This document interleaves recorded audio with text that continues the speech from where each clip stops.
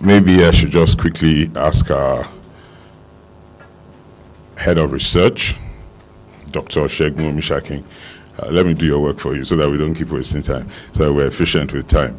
Can you make your presentation? We'll try hard to keep to time, but if there are things we need to debate, we'll debate them. You know, if there are things we need to talk about in detail, if there are issues that we've raised in the presentation that are critical, or if there are things you think we need to retweak in the presentation, it's important because we need to get this document right. It's a document that we will present to the rest of corporate Nigeria and to the rest of the country, and we will definitely debate with governments and continue debating with governments. Thank you.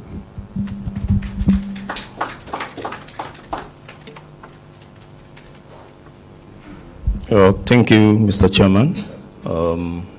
So good morning, everybody.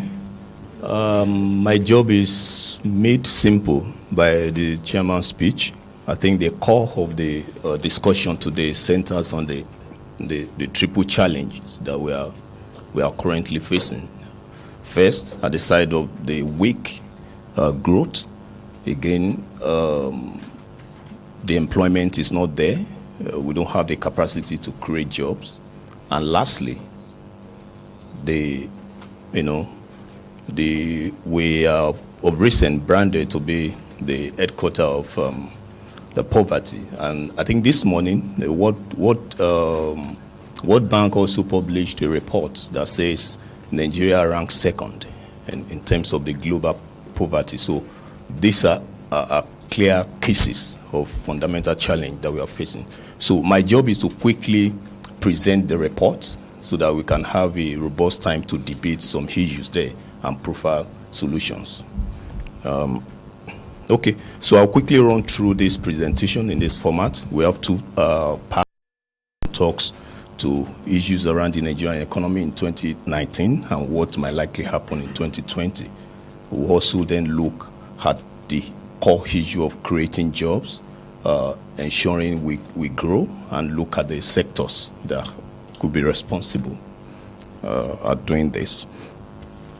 Okay, so I'm not going to go deeply into different statistics or data around the Nigerian economy, but we all know that we are not doing fine. After the recession, you could see that the growth is still very weak, and you could see towards 2018 that even the oil sector, which seems to be the driver of growth, seems to be going down, and the growth is now seems to be relying on the performance of the non-oil sector. Apart from that, if you look at the sectoral contributions, you see some insights. You see that of all the sectors that we have, 13 out of 46 sectors contracted in 2019.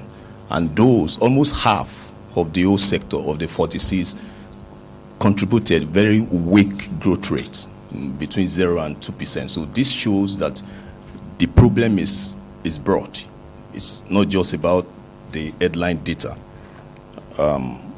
If you also look at what happens to investment, we've been talking about the fact that the government has no capacity to generate what it takes to massively invest in the Nigerian economy. So we look at investment, you look at what happens to foreign inflow.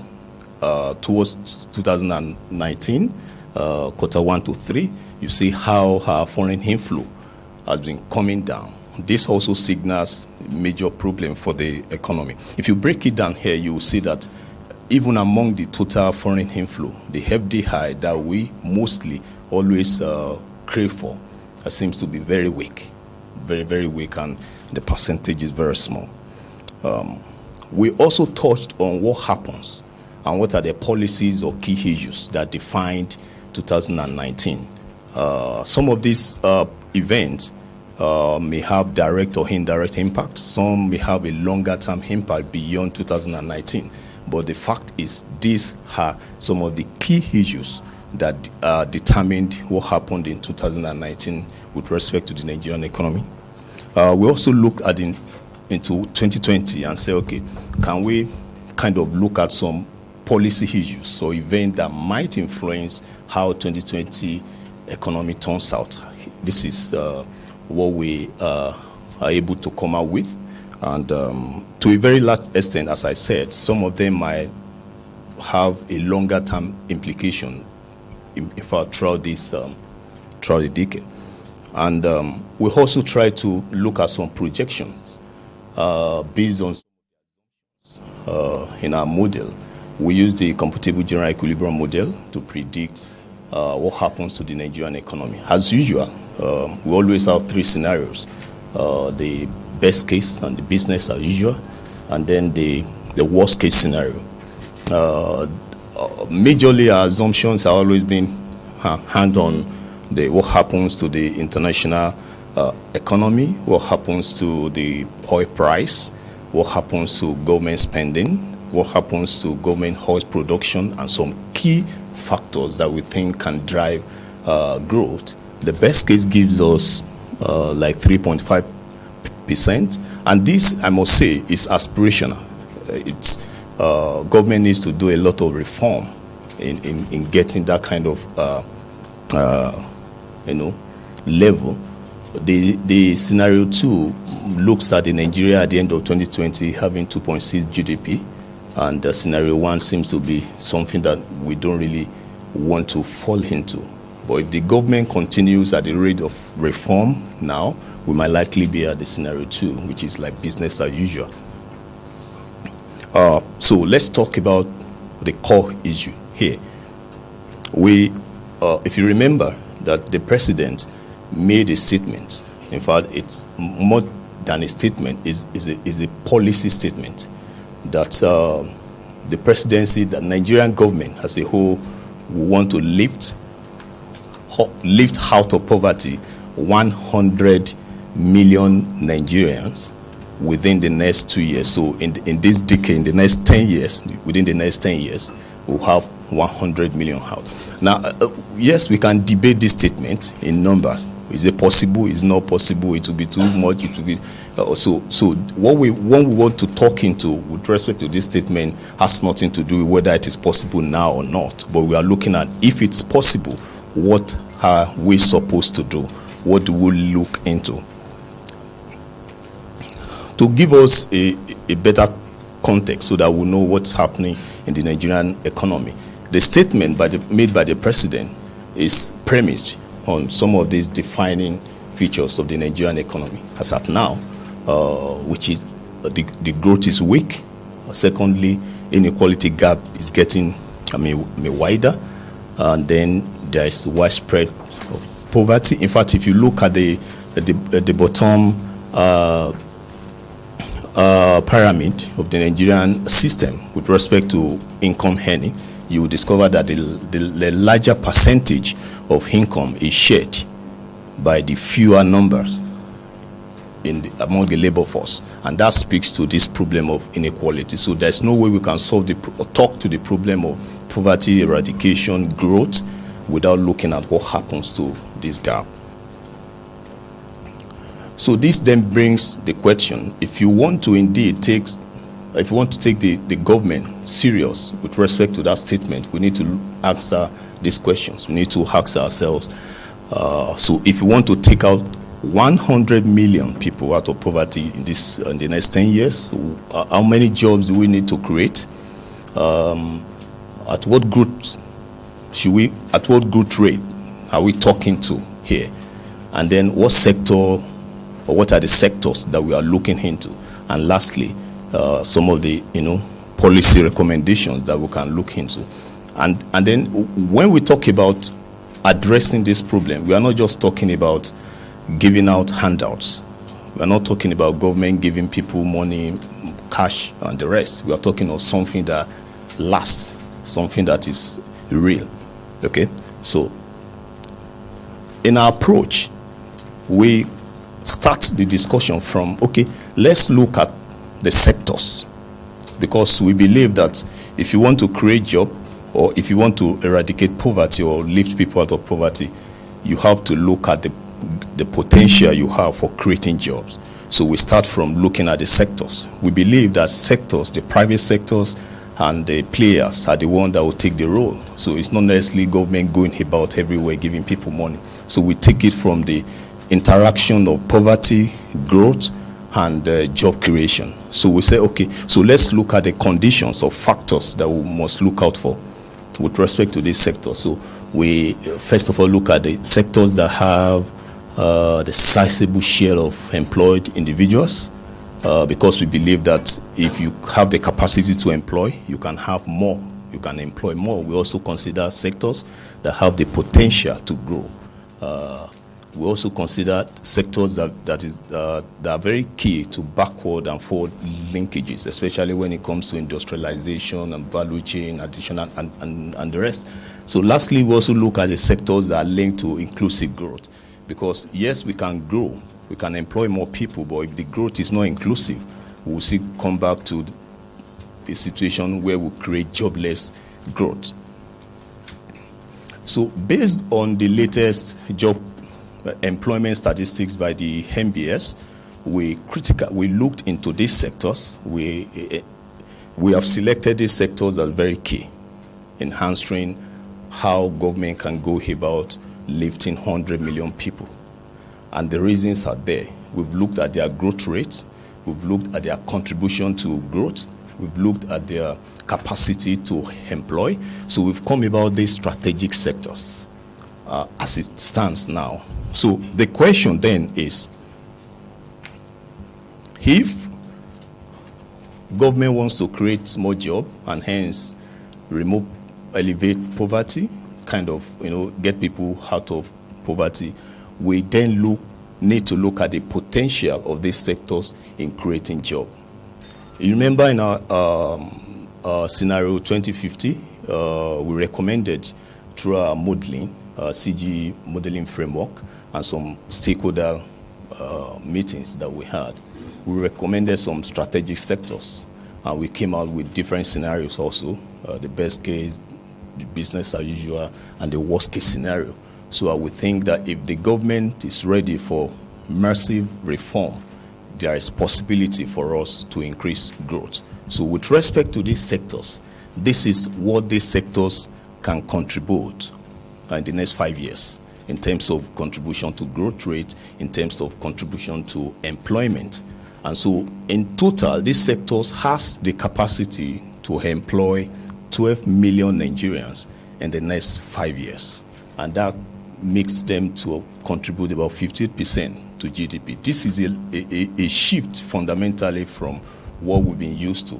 GDP contribution, you say oil contributes 10, manufacturing 10. We just have those stuff, but there could be a shift in the fundamentals of the economic activities in Nigeria. So don't forget, we are not just talking about growth. We are talking about lifting people out of poverty. So the question or the challenge is, it's not just enough to create jobs. We must ask ourselves, what type of job?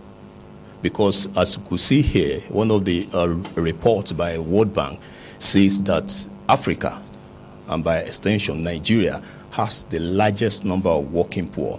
So in this sense, you can work, you can be working, but you are still labeled poor, right? So we should shift our focus from looking at giving out jobs as a solution to ending poverty into reframing the thinking and say, quality job matters. So if you give out cheap jobs for 10 people, or you give out quality job for few people, such a job has the capacity to impact others. Say you have a family of 4 and you are the only one working. If the quality of job is high, then the impact on poverty eradication will be higher. Okay, so what we then did in this report is to say, okay, let's look at the existing status quo, the relationship between poverty and employment. So we look at the data from 1991 to 2016, and then we were able to estimate the elasticity of poverty with respect to job creation. In other words, when you change job, when you create one more job, what impact would that have on poverty? How many more people would be able to be lifted out of poverty by creating just one job? We will discover that the relationship exists in this respect. In other words, if you create 10 jobs, only 6 people are lifted out of poverty, meaning that the link between job and poverty seems to be weak. You have to create more jobs to achieve your aim. And we could see that, indeed, by looking at the link between GDP and unemployment. The more we grow, the more we have unemployment situation. We then look again at the aspiration level. If you want to depart from this status quo, you want to then re-talk, and you want to embark on tough reforms, how could this relationship change? So the model shows us that if government can implement some specific sector-related reforms and the broader reforms at large in the economy, we will likely end up having this kind of elasticity. In other words, when you create 10 jobs, you are likely going to have 42 people lifted out of poverty. And don't forget, we have said this kind of job is not just talking to jobs. It's talking to enhancing human capacity. It's talking to education, investing in education. It's talking to the quality of job and so many other factors. So eventually we were able to come out with, so if we say these 6 sectors have the capacity to create 12 million jobs in 5 years, and by implications, they can eventually lead into lifting 52 million people out of poverty in 5 years, given that the government is serious about those, reforms that we've talked about. So beyond the specific reforms with respect to sectors, say manufacturing, government look into industrial policy, we look into this and so many other things. We also talk to broader reforms that we think was very key. For instance, we think that we need to establish national and regional agendas for growth and employment. We need to take it more seriously. And we also have to look broadly into sectoral reforms, especially among those sectors that we've identified. Again, the quality of education matters. Health and education, so government needs to do a lot with that respect. We also look at development of national roadmap for vocational and technical training. We have a lot of recommendations that when we have the report, that can trigger discussions today. Thank you.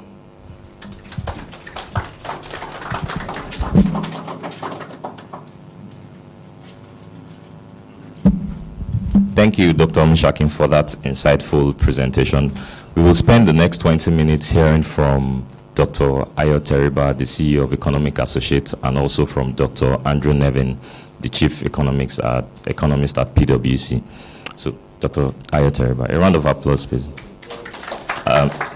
Dr. Nevin is also a member of our research faculty and board research faculty at the NESG. Okay. Thank you.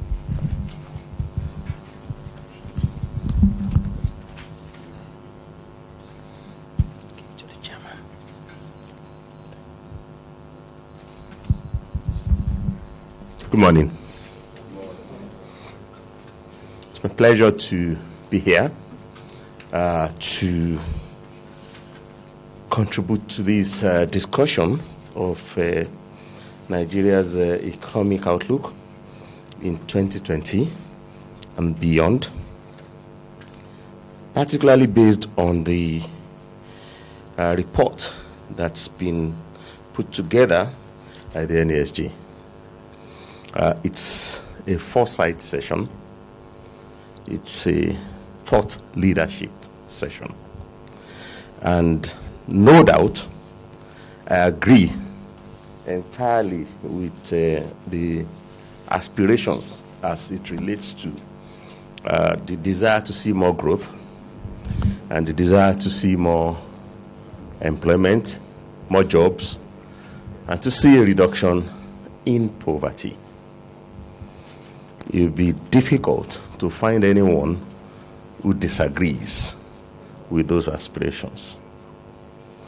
whether in the private sector or in the public sector. As a matter of fact, it'd be difficult to find any regime, any government, whose desire is not to see growth and whose desire is not to see increased employment and reduce poverty. So, in the 5 years since the new regime came into place, the aspiration, as expressed in their manifesto, fast growth, economy was one of the three: fast growth, high job, and the poverty reduction, etc. But in spite of that aspiration, the reality has been opposite. And so we have to accept hard questions, and I want us to be very frank with ourselves. We need to address the issue of why, in spite of equally strong desire, those aspirations have not been met. And you cannot expect to continue to do things the same way and get a different outcome. So the rigor that I'm going to put into the conversation, the rigor that you need to put into this is, what do you need to do to make the growth happen? What do you need to do to make the employment happen? What do you need to make the lower poverty levels happen that we had omitted to do since 2015? 2015 because the story up to 2014 was a self-telling story. 2005 to 2014 had been some of Nigeria's best since independence, compares to the oil boom of the 70s.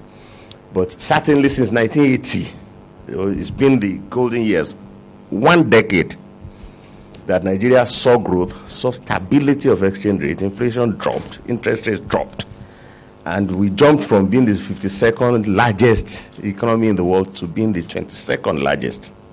Our aspiration to be 20th largest in 2020 were just 2 steps from it as of 2014, when the commodity prices suddenly gave way. So our growth was fueled by favorable oil price that gave us unexpected liquidity. Nigeria was talking of 60 billion in foreign reserves in 2007. And of course, that fueled growth. That fueled employment. And that reduced poverty. Now, the oil price fell since 2014. And it has remained weak since then. We haven't seen $100 or more, or $120 or more. We've seen at most 70-something since 20. That's why the growth fizzled out. It was entirely cyclical, fueled by favorable commodity prices. So as we do the outlook, I saw the 3 scenarios that we recommended, that we recognized. And those 3 scenarios were still around. The difference between the 3 scenarios is whether it's 45 or it's 75. And that's been how Nigeria has been run since 2015. If oil price improves, our conditions will improve. If it dips, we dip with it. We don't. That's actually the cycle that we need to break. And the report did put its finger. There's a chart, I think on page 15, that shows what happened to reserves, especially in the course of 2019. And that's it. Reserves had, risen into 2019, then plateaued, and then started this steep decline. Now, the world economy runs on 2 wheels. One wheel is economic or trade. The second wheel is financial or capital flows. the trade wheel is weak. It's not just weak for Nigeria. It's not just Nigeria that is losing export revenue. It's weak for the world. It's weak for every country. You can see the trade war between China and the US, or between Europe and elsewhere. So it's weak for us, but the financial will is strong. And it has never been as strong as it is now. So countries today actually join the race for the cheap global liquidity to mitigate the losses from trade. And that's the race that Nigeria needs to join. So rather than sitting down and hoping that oil price will rise to 75 and therefore give us the best case scenario, we should be asking questions. What should the government do? What should we do? That even if oil price is 40, how do we get alternative sources of reserves inflow? And engaging in that kind of conversation. So as much as I agree with aspirations, I disagree with what we have identified as the priorities. Economy is the science of means and ends. Countries who successfully reform don't place emphasis on the end. They rather place emphasis on the means with which the ends can be attained. So Nigeria has suffered a steep loss of liquidity, which has caused growth deceleration. So rather than identifying growth as our number one priority, raising liquidity threshold should be our number one priority. And we should engage ourselves, public, private sector. What can you do, to get this liquidity in? You don't need to look far. I mean, look at what India has done. Their own policy slogan is LPG, which emphasizes the means: liberalization, privatization, and globalization. So last year they got 64 billion. That's 2018. 64 billion in FDI in 1 year. It was a record. It has never happened to them before. And this year might be higher. They got 80 billion from their diaspora in remittances. It has never happened before. And this year might be higher. Look at what Saudi is doing. They too are in the race for that global liquidity. Look at what Egypt is doing. The slogan in Egypt is "Make Egypt Global Again." So they are emphasizing getting foreign liquidity inflow. And of course, that leads to growth. That leads to employment. That leads to poverty reduction. If India is able to get 65 billion in FDI, why won't Indians be richer? If they're able to get 80 billion from remittances because of cheap global liquidity, why won't the number of poor reduce? That's the game that Nigeria needs to join. And we should have joined it since 2014 when the oil price collapsed. So we've delayed for 5 years, and we've seen how all the indicators, deteriorated dramatically. The sooner we get our acts together and join Egypt in pursuing investor-friendly policies, join Saudi, join India, the sooner we will see the growth and the employment and the poverty reduction take off. So maybe you want to increase the priorities to 3, but liquidity has to be our number one priority. I thank you very much.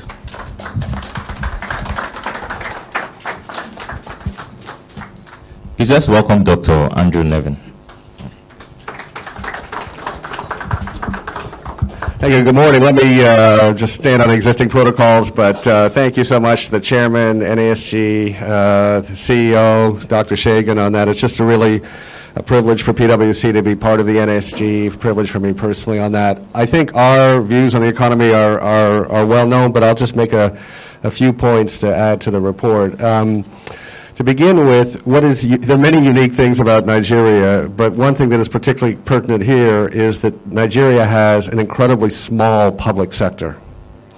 So to put this in perspective, the total spending by all three levels of government in 2018 probably, was 14 trillion naira. 2 trillion of that was interest. So there was 12 trillion naira of public spending out of an economy of 140 trillion. 12 trillion naira may sound like a lot, but per Nigerian it's 60,000 naira. So that's 60,000 naira for education, for healthcare, for infrastructure, for power, for security, for paying the costs of our senators, paying the costs of our governors. So at the end of the day, 60,000 naira is not sufficient to really deliver any of those services. And of course, everyone in this room is privileged, and you all do your own power, your own security, your own health care, your own education. But you may not know that 85% of school children in Lagos actually go to private school. It's essentially private. Now, the fact that the government sector is so small is so critical that the private sector is leading the way at the end of the day. So we need roughly to grow. Why don't we grow? We don't have enough investment. I mean, we could have more investment and waste it, but let's presume we have more investment and it's used wisely. We need almost double the level of investment. Dr. Teraba talked about India. India grows at 6 to 8%. It has investment of about 27, 28% of GDP. We have 18, 19%. So there's a gap there, right? And the federal, sometimes people say the government's investing in trader money and anchor borrower and chicken farms and investing in cultural. But the total capital expenditure of the federal government, even if they met their target, is $2 trillion. We need 40 trillion investment, which means 95% of it has to come from from the private sector. So the fundamental question that I've been and of course, I think the fact that the president stood up a year ago and said the objective is to hold 100 million people out of poverty gives Nigerians something to hang on to challenge the presidency. I was tweeting when I'm on my phone in these sessions, I'm not checking the tennis scores. I'm tweeting what's going on, and I put out the challenge. All Nigerians can try to hold the president to that 100 million out of poverty, taking 100 million people out of poverty. So the question that I think Nigerians should be posing to the federal government and to all levels of government is the following. This is the biggest economic opportunity on the planet. We have negative interest rates. As Dr. Teraba says, there's huge liquidity in the world. And yet we're only getting 17, 18% investment to GDP versus 29%. Why are Nigerians and non-Nigerians not prepared to come to the biggest party on the planet? Cote d'Ivoire is growing 7%, Ghana is growing 7%, Ethiopia is growing 7%, Rwanda, we all have Rwanda envy these days, Botswana is doing fantastic, Zimbabwe, if you look at the informal numbers, is starting to rise up again, but no one's come to the party in Nigeria. And unless the government can answer that question or fix that issue, we're going to continue to have more people in poverty. But what the chairman said was very critical. The private sector is the only group that can force change. And the private sector, the organized private sector, have done many things, but they have not come together in a concerted way on that. And so we're urging, and we're part of it, we're trying our best for the organized private sector to come and put this pressure on. Now, those who follow me a little bit on Twitter know sometimes I get a little discouraged. But I'll end by saying that, and one thing we're coming out this year is we're really tired of people coming and saying Singapore, Rwanda, South Korea. Those are not models for Nigeria. So we're going to put out quite soon, I think, something that says, look, the number one model for Nigeria is India. Why? Big, messy democracy, multi-religion, large landmass, different topography, different wealth levels in different parts of the country. And there was something that everyone in this room is too young to remember, almost everyone. I won't tell you how old I am, but I finished high school in 1977, so I've been around a while. I don't have, that's why we need to see Nigeria turn. I don't have much time left. But there used to be a term called the Hindu rate of growth, 3%, 2%, like Nigeria. And yet they turned it around, and it is just booming. So we want to use India as a model, and every time I go home, my wife here is of British of Indian descent. She says to me, Andrew, when you get discouraged, remember it takes some time, and it will happen. It'll happen in your lifetime. So let me stop there. I think this is a fantastic report, adding to the debate. The private sector needs to get together and continue to put pressure. The 100 million number is something that we can all use to say, when the growth rate comes out, it's going to be out in mid-February, right? When the NBS growth rate comes out again and it's below 2.7. In fact, I was with the National POPC chairman, acting chairman yesterday, and I asked her, while I was speaking, I asked her, what's the growth rate? I keep saying 2.7. She told me 3.2. 3.2. So 3.2 means if we don't grow 6, 8, 10%, we're going to continue to have more people in poverty.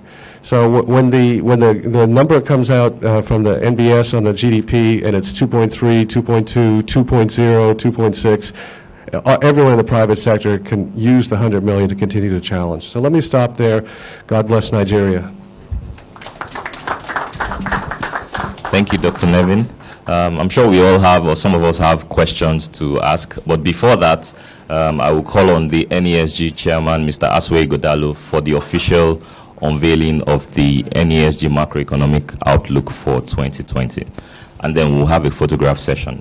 After that, the questions. I think we should do it the other way. I think after we've done this, let's do the questions. Let's finish business before. No. Once we unveil, we'll distribute copies, and then we'll have the question and answer, and at the end, you can do anything else. Okay? I just want to commend this to all of us here. My point is where Andrew ended, basically. The private sector is the only one that can force change, period. Dr. Terera is talking about liquidity. It's really the same story as what Andrew is saying, which is that if we're attractive, suitors will come.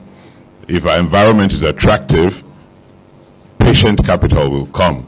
If patient capital doesn't come, then we're not going to grow at the rate we need to grow, and we're not going to create the jobs we need to create to drag ourselves out of poverty. It's simple maths. And the only ones that really can put this pressure on government is the private sector, period. And it's not the private sector, everybody going to fight for his own turf. It's the private sector coming together as one to put that pressure. As simple as that. So if we as Nigerians desire the kind of things we're seeing in other places, particularly India lately, or those other places that Andrew doesn't want to talk about again, since the parameters and the circumstances may be said to be different, what we really need to do as the private sector, NESG, NECA, everybody that runs any sort of business is come together and please force government to do what needs to be done and to ask those questions. At this point, I would like to unveil the 2020 NESG Outlook, Macroeconomic Outlook. I commend it to everybody. Please read it. Come back to us if there's what you think we should add to it. I think it's substantial and good piece of economic projections and helps us to sit and think about where we should be going as a nation, helps us to engage government in strong advocacy, and complements the work other people are doing in this area. As the NESG, we like to think we lead in this area, and we'll continue working hard to do so. And we'll continue working hard to encourage everybody else to join with us to put pressure on government. It's fundamental, and it'll happen in a lifetime. But we need to work at it. And people shouldn't give up. People should be optimistic. People should be strong. People should be determined. We'll just keep talking and we'll keep acting. But when you're asking somebody to do something well, they must look at you and see the example you set. So in our own businesses, we must run our businesses properly, proper governance, effective investments, train our people, educate our people, and then point the way to government. Thank you all for coming again. And before I sit, let me apologize. It's a bit hot. I don't know what happened, but we're not usually like this. I recommend this to everybody here. I'll ask that we circulate the copies so that people can have a quick look, and then we can discuss the economy, any aspect of the economy. And we have a bit of time, and I think we should do this. Let's discuss any aspect of the economy, not just limited to the outlook. Our chief economist, our CEO, Dr. Terera, and Andrew are all here, and then we can all talk and have a healthy debate for maybe the next 20-25 minutes. Thank you. Thank you. So you can share the reports.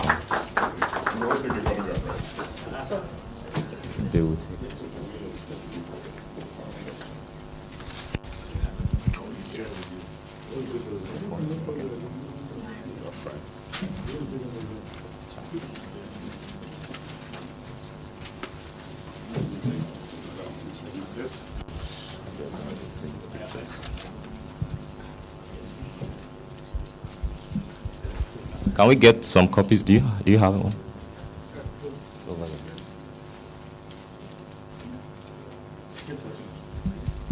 Okay, so question time. Can we, if you have any question, comments, can you signify by putting up your hands for questions for the speakers or general comments, based on what you've heard this morning?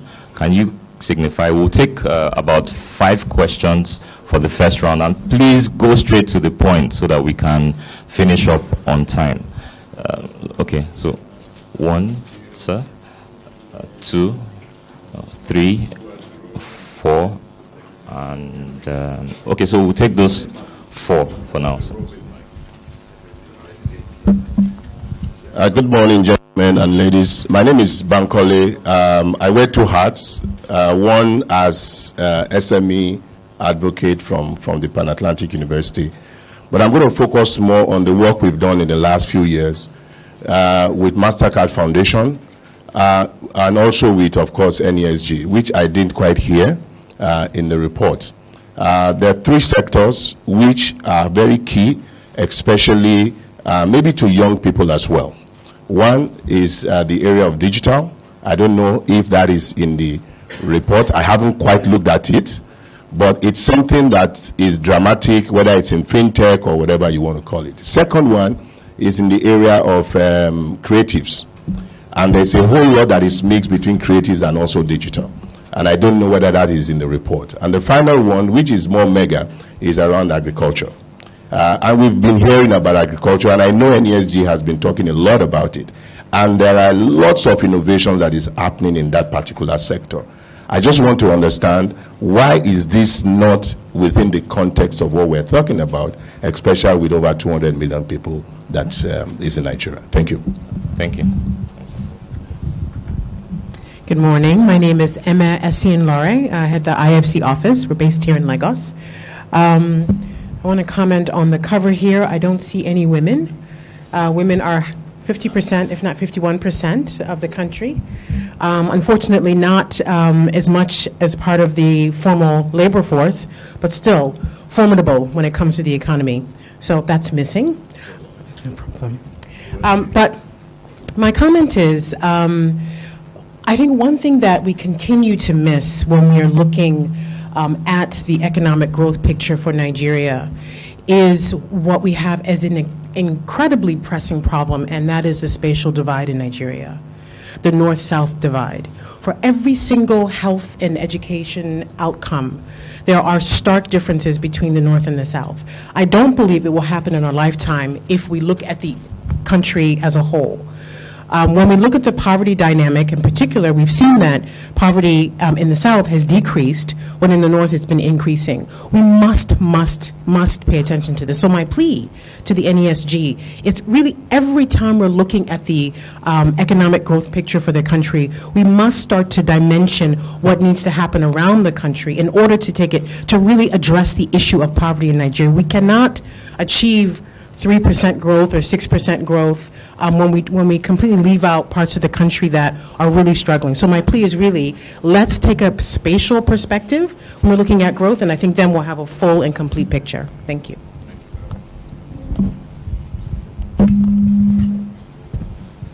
Yeah, good morning. My name is Dr. Yake Ogon, Manager Strategy Nigeria LNG. I want us to also look at the area Dr. Tereba mentioned concerning the inflows, liquidity. What is stopping inflows from coming in? Is our legal system good enough for someone to trust that I can invest my money, and when I have issues, I will resolve that issue quickly and get my money back? That area has been a problem because for us, we sign contract with customers all over the world. And you see many people, many companies preferring the English legal system to the Nigerian legal system. So how do you want to make the business environment okay for investors, even investors from within? That's why the treasury bill market was booming, because many are afraid to put their money into sectors where there are issues it becomes 20 years for you to resolve, and before you know, your capital is wasted. So I know that the NESG had a combined group with senators and the House of Rep in terms of in terms of working on this sector. How do we ensure that the legal system is able to settle commercial issues? Even landlord and tenant is a problem. So until an investor sees an escape route, if he comes in with his money, he knows that if something happens, he's able to take out that money easily. We will continue to pursue the golden fleece. Thank you. The last question for this round.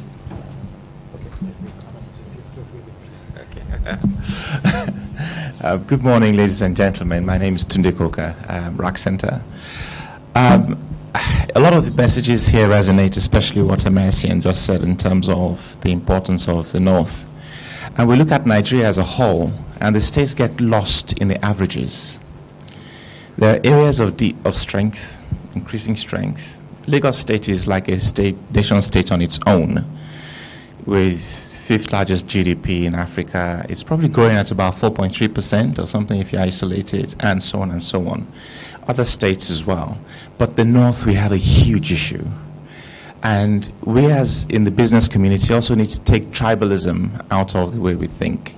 If, for instance, Mohammed Buhari, the president, comes and says, we're investing 20 billion in the North over the next 5 years, holistically, it could be a really good move. I'm just picking a number out of, I am not an economist. However, you suddenly find in the press everybody is saying it's because he's from the North and that's why he's doing it. But desperately, as a whole country, we need that shift in the balance of interventions, right? Another aspect really is that we also need to not reinforce some of the things that are a cause of the problem. I noticed on the slide we still have this official rate. If official rate is 305 or so, what has that got to do with us? We all live a life at 360 naira to the dollar. And if we keep putting it out in our presentations, that means we're reinforcing the fact that it's okay. And we all know it's not, because it's one of those messages that actually is a bar to inward investments. Everyone's confused. Which exchange rate do I trust? Thankfully, we have the I&E window that has changed sentiment, for instance. But we should stop reinforcing those numbers that don't mean anything. And we need to educate somehow also that, there's a talk about if you remove fuel subsidies, which in itself is costing a tremendous amount to the government that is the benefit of our neighbors, nothing to do with us really. And that's if we remove the problem to poverty. But actually, the end result is that we will be tackling structurally, that there's more revenue to invest wisely in those things that structurally will transform the economy. So my message is, let's not reinforce those things that are not the right things and just take it out of our messaging to government as a whole, but make sure that our messaging says that those things have to be dealt with. Thanks. Thank you very much. We will hear from the CEO, Mr. Lauri Jayola. Thank you very much. I'll start answering from the rear, and he talked about special investment. If you recall, in the body of the paper, we did say there's a need to have a clear national and regional plans. And that is in recognition of the fact that we know we all have different challenges, different issues, different growth. And until the people come together and say, these are our challenges, these are our issues, we want to take it, there isn't much we can do, but we will always point to the fact. We know that especially the challenges, is it population, is it out of school? We know where it is. But as a people need to come together to say, these are the things we want to do. So it's in there, in our report, about the need to have those detailed decisions. We're talking about prices. In fact, we said one of the lowest hanging fruit is to deal with those three subsidies. We mentioned it very clear. FX, fuel, and electricity. They're doing nobody any good, but say in the report about part of the things that are low hanging fruit that government can readily deal with. With regards to what, in terms of investment flows and what can we do to have FDI in terms of legal system, much as we've been able to have this direct discussion with the people in the National Assembly, You know that the judiciary has been difficult sitting with anybody. In fact, we've made all attempts to ensure that we even do some work about them. How can we hasten the process of adjudication and co so that it's stopped? One of the things we're working on with again, courtesy of the Bar Association, is how do we do the alternative dispute resolution to make it a lot faster, so that it's not everything that you go to courts for. So it's a dialogue that continues, and like my chairman did say, it's not a matter for only one group. All of us as Nigerians need to come together and begin to hammer on this. And for us at NESG, it's about building partnership. We have a strong partnership with the MBA, and together we're seeing how can we ensure that these things are clear. Now, I do agree with you. If you look at FDIs and part of the report, you'll see that of the FDIs, the one that is major to has been the FPIs, a portfolio investment. Nobody is coming along because, again, you talk about it. Who will stay long when we keep coming today, and today a contract is done, no regard for sanity of contract, and we can reverse things ab initio? And policy somersault. All of this were listed, and we're saying for information to drive and flow to you, people must be confident in the fact that when they come to your territory, they can at least plan for a longer time. It's something that we've been talking from time to time. Again, all of us need to emphasize that to government. There must be policy consistency, no somersault, and people should recognize contract that people have entered into. So they are part of them are listed here. With gender, MA of IFC talked about gender. Yeah, of course, yeah, we will take note of female in there. But again, our invitation is always to everybody. And which is why at NESG we have a community for gender. Because what we'll find out is that whilst you see a lot number of brilliant young ladies join at the beginning, down at the pyramid, by the time they get to middle up, they just tip off. Now, whether it's challenge at home or it's societal challenges, so we begin to see how can we ensure that we don't call it positive affirmation of say you must have this, but something akin to be to ensure that there is a support system sufficiently to ensure reasonable inclusion. And I'm glad when now you do lending and you do gender-based lending. In fact, one of the things we've seen in what some of the grants people do is, I think it was one of the investment funds that says, if there is no female around you, Goldman Sachs says, once there is no female, we're not even going to give you money. We need to begin to see some of those affirmations. But here we are mindful of it, and we open the door for gender inclusion to ensure people come around. But most CEO will always tell their top people. So we invite companies and ask them to send representation, but we emphasize that. Now, again, you talked about the regional spatial divides. It's there in most of the reports we do. And one of the things that actually worry me a lot is when you look at, we talk about population growth, but it's proven that if you do it geospatially, for an averagely now, for a woman in the northeast, northwest, it's about eight children per woman, right? But if you come to southwest, you're going to see 2.2. It's highest around south. And we're already looking at why is it that people do this, how far they. So there are things that we're saying government need to be strong to encourage. And it's very simple. If you have illegal marriage, you're going to do that. So if you take them out of school and begin to address some of those things, that might delay the number of it. So those are things that are there in policy recommendation and prescriptions we've made, but I detail in there. Going back to what Dr. Banki said, yes, we know all of those things, right? For us, what we see, while sometimes in dealing with the digital and technology, we always ask ourselves, whilst it's a sector on itself, it's also an enabler. So for us, we treat it as an enabler, generally, because we will save a lot of costs. We'll do a number of things if we work on our technology. I've always wondered why at the West Coast, just at our Atlantic coast, the quantum of broadband capacity we have, and that's idle there, that between 2 or 3 firms they can roll out. And what's delaying it? Right of way among states. If you roll that out alone, the kind of new ecosystems you create, the kind of businesses that can travel along that. So for us, the way we see it as an enabler. But we know that, again, we can work on it. I know we've worked with you on creatives. In fact, one idea we're working on very, very seriously is sports. And when they did the research and they came up with what is possible around sport, it was very alarming. But again, we're working with them to see what we can grow to do business around those things. So we're mindful of the work we're doing. We take note of it. But for us, technology is more an enabler. It creates openness. It deals with some of the assets, credibility, accountability, transparency that we're talking about once we enable technology rightly. I don't know did I leave any question around? I'm not sure.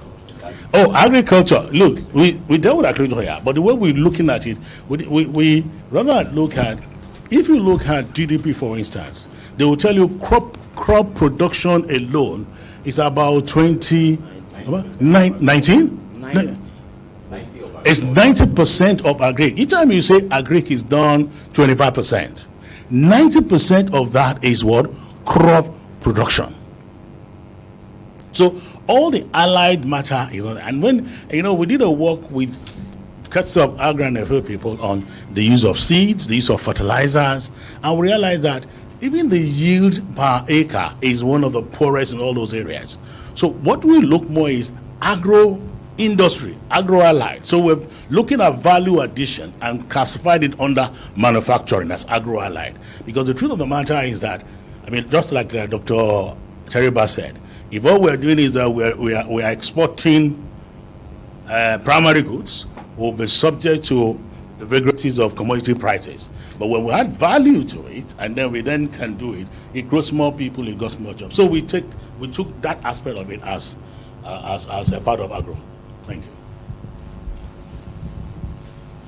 Thank you, sir. Any comments from Dr. Teriba or Dr. Nevin or the chairman? Thank you very much. Specifically, the question about what's stopping investment inflows, and it's been legal obstacles have been suggested. Yes and no. What's stopping investment inflows into Nigeria could be said to be legal in terms of if you take the LNG from where the person that made the comment came, one of the people who made the comments came as an example. Yes, you needed a law that made it possible for private investors to enter that space for it to happen. So to that extent, it's legal. If you look at GSM telephony, similarly, that they needed to liberalize that sector so that private investors can play in that. It's in that regard that I agree that government monopoly is a major obstacle to the inflow of investment into the infrastructure space, where the biggest investment opportunities are. And government would do well to consider repeating what they've done, say in the GSM telephony or in the pension sector, across, all infrastructure sectors where government currently has monopoly. It's the biggest, and you could see what Saudi is doing and what India is doing. Nigeria needs to do the same. Unless you attract investment into infrastructure, unless you provide infrastructure, the competitiveness of sectors outside infrastructure will be questionable. So you may not be able to say much about attracting large-scale FDI into them. But if you fix infrastructure by opening them, liberalizing them, and even government privatizing some of the things that it currently owns, then you will see investment surge into sectors outside of infrastructure. Regional disparities. I still think that the primary vehicle for which Nigeria can achieve regional convergence is still, we used to have nationwide rail in the past. And when rail connected the north and the south, the economy of Lagos was not necessarily the biggest in the country. Kano was bigger than Lagos. Ibadan was bigger than Lagos. And you had, other segments in the north, Maiduguri, the rest of them. Now, unless rail comes back, regional divergence will continue. And that's a major infrastructure hurdle that we tend to say we want to deal with in 25 years, whereas we should deal with it, within 12 months. Thank you. Thank you, sir. Let's go for the second round of questions. And okay, one. Anybody else? Two. And okay, just two questions, and we'll wrap up. Thank you very much. My name is Franklin Ngo. I'm with Lagos Business School, where I teach strategy and risk management. I want to say that the problem with Nigeria, as Dr. Teriba mentioned, I disagree, is not liquidity. The major problem we have in Nigeria, when investors want to invest in a country, they look at three key variables: rule of law, regulatory quality, and government effectiveness. Once we are not doing well in these three key variables, no money will come. So just as he mentioned, the emphasis should be on how do we ensure that these three key variables, that we improve on them. Since the calculation started, Nigeria, the highest you can achieve is plus 2.5, and the least you can achieve is negative 2.5. Nigeria has consistently been in negative 1 point something for the past 20-something years. So that's the emphasis that we're supposed to focus. The second thing that we're supposed to look at, even with liquidity, is that we've not clearly looked at how do we tap the opportunities that we have with Nigerians in diaspora. We have over 15 million Nigerians in there, and that's something that India has done very, very, very well. So it's also a way that we can actually bring in liquidity into the country. Then the third thing that we should look at, which I pledge to NESG to do, is that as we keep emphasizing on the federal government. So it's time that the private sector can come together and now select regional champions that can say, okay, let's get one state in Southeast, Southwest, Northeast, North Central, and all the regions, and say, let's go to Benue State. Can you help us plant, let's say, 10 million coconuts? That will give Benue State, in 3 years, 200 billion. So by the time we have this kind of regional outliers from each region, it will now more or less stimulate the other regions to start coming up. But it has to be done and driven by the private sector so that they can see that it is not just a government initiative. Thank you. Thank you. My name is Victor Uday. I run Viewing Group. The job of a CEO, be in the private sector or the public sector, constitutes mainly of four things. The first is to manage the present. The second is to selectively forget the past. The third is to build on your core strengths or advantages, competitive advantages. And the fifth is to basically envision for the future. When I look at companies, Eddie is here, from companies like Shell, and read their 10K. I read their 10K in 2017, and Shell said, in 2040, Shell will be a renewables energy company. That hit home. So when I look at projections like this, and we're still talking about oil at 75, and people who are generating this are thinking elsewhere, I worry about our concentration on the present. Two, we should focus a bit more on how we can raise a lot of liquidity internally and how we can focus on getting that 100 million people out of the poverty belt. One easy way of doing that might just be taking a look at the landlords. You know, if the guy in Bornu or Maiduguri who is probably living under $2 a day but has this vast amount of land which means absolutely nothing, but that land can mean so much more if value is added to that land. And what is the value? Instruments. Commercialize that land. Provide the titles, provide things like that that could help them even take it to a financial institution to draw on. Automatically, that guy has, his net worth has increased just by doing that. Second thing, we can create tax incentive schemes, which are not schemes for existing enterprise, but schemes that are targeted towards future development in different ways. We need to look beyond just FDI, but we need to look at building even some of that liquidity in country. And I think that will help us a lot. Thank you. Thank you very much, CEO. Just to say that, because first I heard Dr. Tariba and then I heard Victor saying we're looking at oil. No, for 2020, we projected scenario about where we think we will end. It was just about 2020. And we're clear about the fact that oil can't do it. Oil can't even generate a job we're looking to. So if you read a report, we've made a way out of how to grow out of it. But for 2020, whether we like it or not, no matter how much we put no matter how much work we put into it, we've done best case scenario, worst case scenario. We said if oil is at $75 to a barrel, with that, you might do a 3.5% growth. But at $62 to a barrel, we'll just do a 2.5. If it dipped to 44, we then do a negative 1 point something, minus. So we just did that. Don't forget we said 2020 and beyond. And we need to talk about what the expectation and estimation of what this economy will grow by 2020. But all we have here is to say, you know what, isn't oil. Oil isn't going to drive you. Why you then need to look at all those sectors that can bring the job. After all, we've had oil around us, and we said the whole era, which you said again, from all the days of boom to date, it's been growth without inclusion, without creating jobs.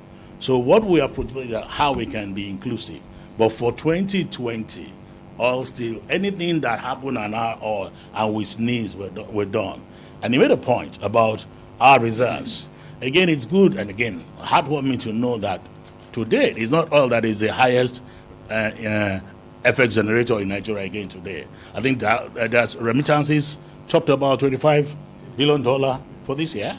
So what can we do to grow that the more? And so those are the issues we're talking about, and generally. So that's with that. In fact, the scenario we did about 2050 was an oilless 2050. That's what we did to government. And what I know is the government is, okay, fine, let's even do the 10-year plan. And the 10-year plan is really focused on this, lifting up 100 people out of poverty. And we're saying, if you must lift people out of poverty, these are the things you need to be paying attention to. Frankly, of LBS, it was commentary about what we need to do. And you made an appeal to NESG to ensure that we do some sub-national engagement. It has always been sub-national engagement and work. We've always engaged them, and that's why we have a relationship with the NGF to see what we can do. But the truth of the matter, we'll all together. Look, I always tell people, private sector money is available, but it will go to where the environment is conducive and attractive. If the environment is not conducive and attractive, nobody will go. I mean, if I go there, there's no security, rule of laws are not there, permits are not there, nobody will go. So part of the things we're trying to do, talking with the governors, is say, how do you learn best practices? I mean, you'll be part of the team, we call them the breakaway states. How do we identify states that are doing the good things, and how do they replicate these among themselves so that capital can go into that?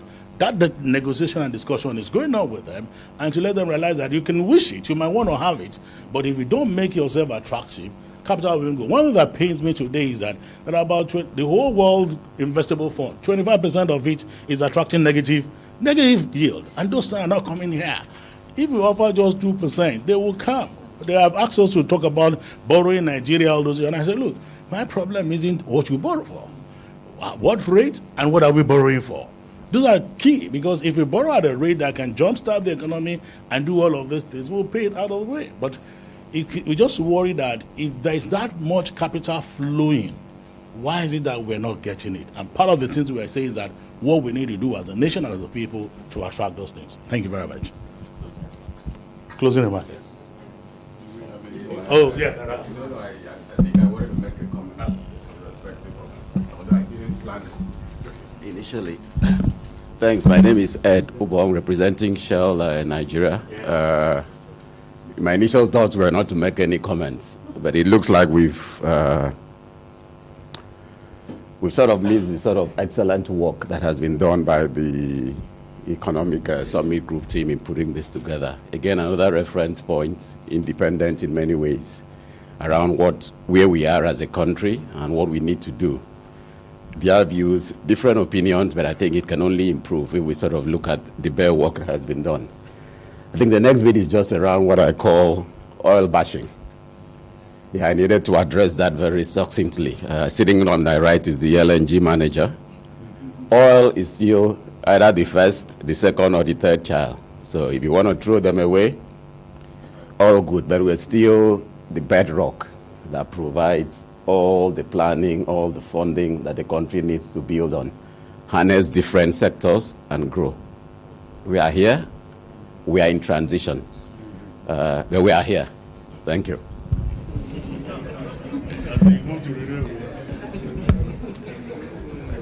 Thank you, sir. So just a final remark.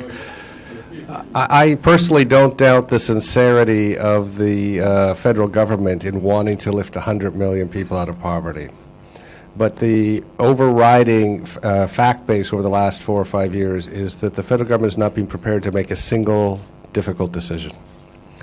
We have over 1,000 MDAs, or 800 or some, probably 600 to 800 of them are a negative value to the country. There was a report done in 2013 that hasn't been addressed. We obviously have the distortions in interest rates, the distortions in fuel, the distortions in the power. They haven't been prepared to tackle that.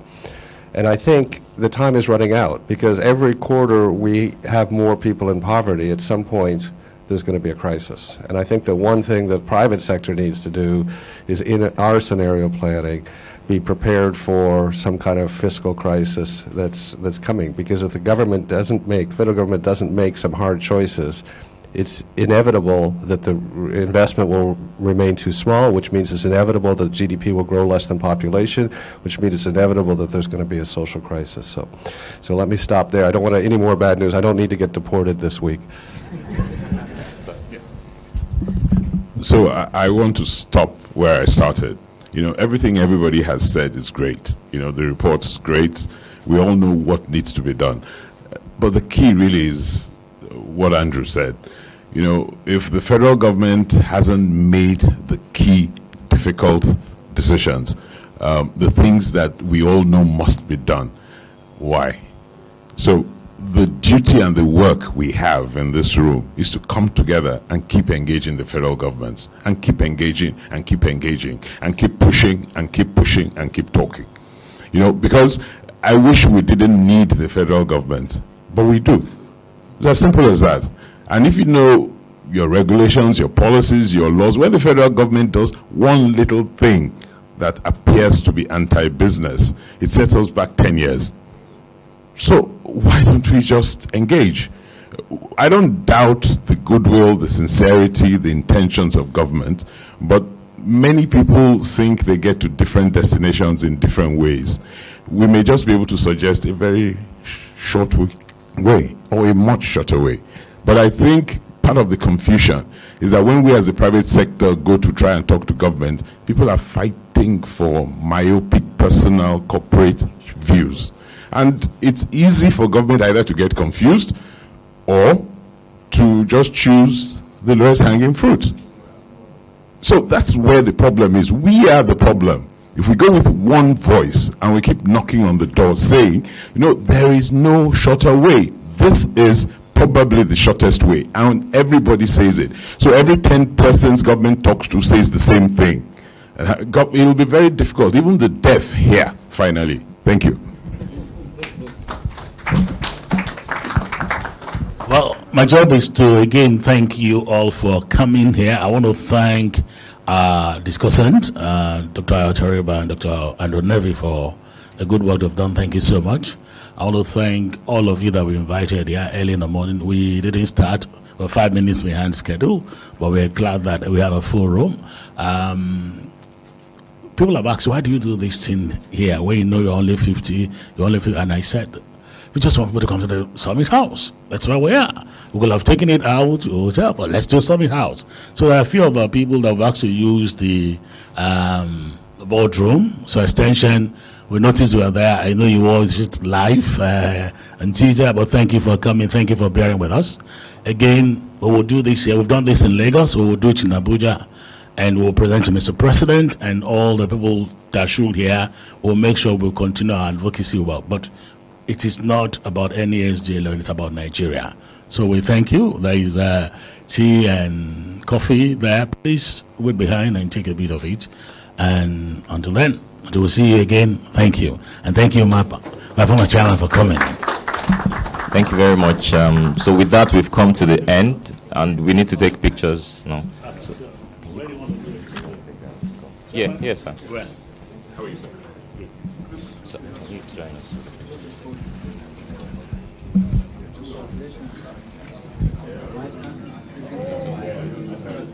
You can put this on the floor. Okay.